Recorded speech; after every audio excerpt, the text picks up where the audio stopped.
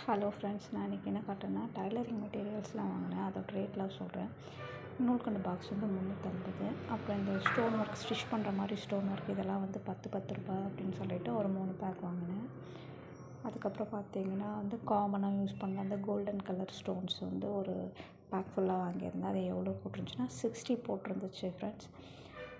சரி, ஓகே, காமனாக எல்லாத்துக்கும் யூஸ் பண்ணிக்கலாம்னு சொல்லிட்டு அது ஒரு பேக் வாங்கியிருந்தேன்.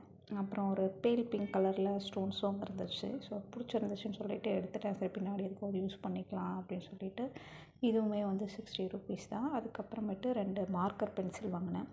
நான் இது வரைக்கும் மார்க்கர் பென்சில்லாம் யூஸ் பண்ணதில்லை. சரி, புதுசாக நல்லாயிருக்கே, சரி வாங்குவோம் அப்படின்னு சொல்லிட்டு ஒரு 2 பென்சில் வாங்கினேன். இப்போ 10 ருபீஸ் போட்டிருந்துச்சு. இந்த பென்சில் மார்க்கரோட இது வந்து அப்சரா கிளாஸ் மார்க், இது 10 ருபீன்னு தான் நினைக்கிறேன். 10 ருபி வாங்கிட்டேன். நெக்ஸ்ட்டு இந்த தெர்மாக்கோல் பால்லாம் நான் யூஸ் பண்ணதில்லை.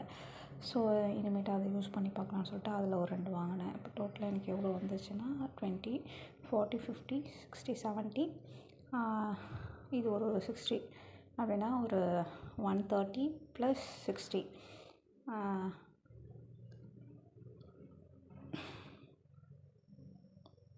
190, 95 + 50. ஸோ நான் டோட்டலாக எவ்வளோ பே பண்ணேன்னா 535 வந்து பே பண்ணேன். இந்த பாபின்லாம் வந்து 3 பாபின் சேர்த்து 5 ருபீஸ். உங்கள் ஊர் சைட்லலாம் எப்படி விற்குதுன்னு சொல்லி கமெண்ட்டில் சொல்லுங்கள்.